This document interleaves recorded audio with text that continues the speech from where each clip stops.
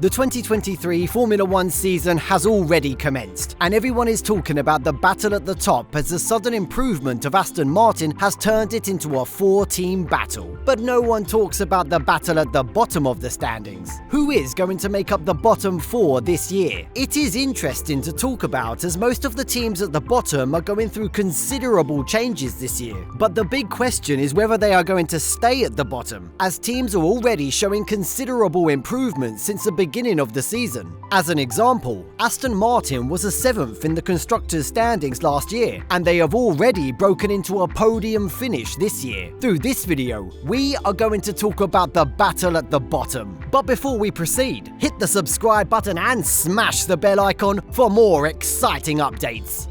Williams was the weakest team last season, just scoring only 8 points throughout it. In terms of the number of points, as well as in performances, they showed a considerable gap with the next closest team in the standings, Towery. Even though the Williams F1 team was a very successful constructor in the last century, they were unable to display an impactful result within the last decade. They faced huge financial problems as there was no sufficient backing for them, and they were unable to face that competition as a team. So, Williams' family decided to sell their team in 2020 to an American firm called Dorilton Capital. Since then, they are showing considerable improvement, but it was not sufficient to move away from the bottom. At the end of last season, former team principal Jost Capito decided to retire, and the team was without a team principal till last January. But Dorilton Capital has made a big move by appointing former Mercedes Motorsport Strategy Director James Vowles as their team principal. Not only a team principal, but their whole car development was without a technical director or head of aerodynamics, after losing both Francois-Xavier de Maison and Dave Wheater over the winter. All these things suggest a lack of improvement of the Williams F1 team in this season too. But luckily, they have got some new sponsors and several international brands can be seen on their livery. This will help them to move away from the financial struggles that they are currently facing, and it will be useful in focusing more on the development process of their car.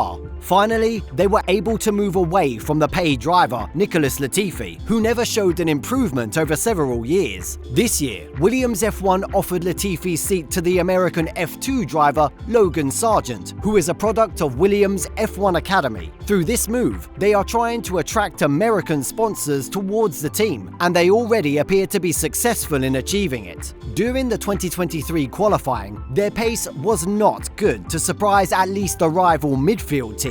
Albon was able to break into Q2 with his experience, and Sargent nearly missed the Q2 opportunity by a few milliseconds. However, both showed a considerable improvement during the race, and Albon finished the race as 10th on the list, and Sargent finished just 2 places below him. All these results suggest that it will be a difficult task to keep them as the last team in the standings this season. Under an experienced team principal like James Vowles, Williams F1 team will surely achieve a greater improvement when the season unwraps.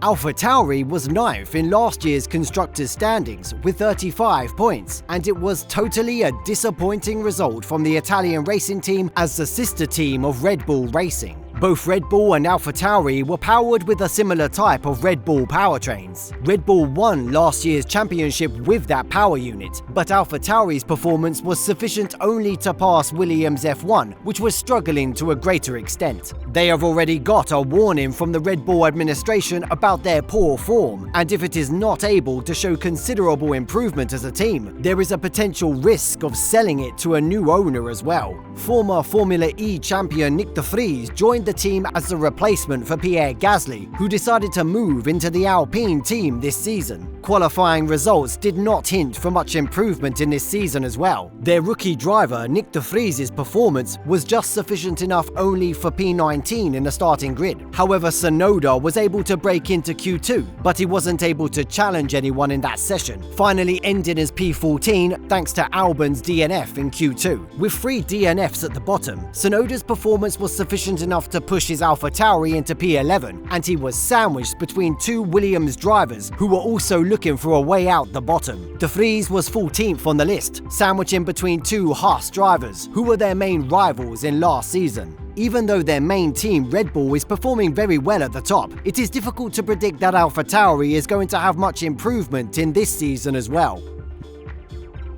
Last year, Haas F1 team was able to experience a slight improvement at the bottom by pushing their name into the 8th position of the Constructors standings. This is mostly thanks to Kevin Magnussen's eye-catching performance in the early part of the season, but they were unable to maintain that rhythm till the latter part, as they were not at a financial situation to introduce upgrades at a shorter time interval. This year, they have got some new sponsors, and it will help them to make their way out of the financial struggles that they are currently suffering. Haas team Principal Günther Steiner decided to replace Mick Schumacher with much more experienced Nico Hülkenberg for the 2023 season. After a long absence in F1, Hülkenberg's performance during the practice sessions as well as in the qualifying was considerably good, and he was able to break into Q3 during qualifying as well. However, Magnussen struck at the bottom 5 during qualifying. Overall, the pace of the Haas car was not sufficient enough to challenge the rival midfield teams during the race, and its drivers were able only to record P13 and P15 finishes with DNFs at the bottom. They will surely need considerable improvements within the next few races if they want to move out of the bottom 3 in this season. Last year, Alfa Romeo and Aston Martin were the 6th and 7th in the Constructors' standings, and this year they are showing greater improvement, and it is difficult to expect that they are going to join the party at the bottom of the standings. However, the results of the first race of the season hint to a huge decline of the McLaren team, with a DNF for Piastri and a P17 finish for Norris, who always stayed in the top 10 in last season. Sometimes we can expect a new guest to the party at the bottom this season, but it is too early to predict the outcomes of the entire 2023 season. But most probably, Williams, Haas, AlphaTauri and McLaren are going to make the bottom 4 if they don't experience much improvement when the season progresses. What are your thoughts on the bottom 4 of this season? Go on, share your thoughts in the comments section below. Thank you so much for watching the video. If you enjoyed the video, subscribe to the channel to get more exciting Formula 1 news. See you in the next video, guys. Goodbye.